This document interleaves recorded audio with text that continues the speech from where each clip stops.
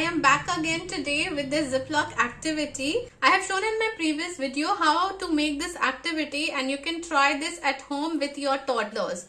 But this is also not only for toddlers, but you can even try this with your kindergarten, senior KG, junior KG children. When you give them copies and you ask them to write 3-letter words, 4-letter words, they don't want to write it.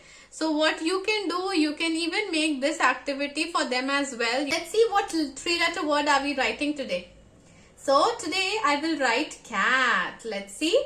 Ka, a, da, cat. Let's make another word. Mat.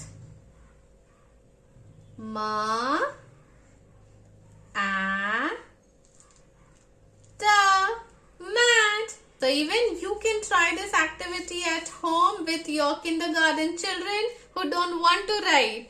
So I hope you all like today's activity, and do let me know in the comment section whether your children are writing it or not. And are they enjoying it or not? So don't forget to share my channel and subscribe it. See you all next time everyone. Thank you so much for watching.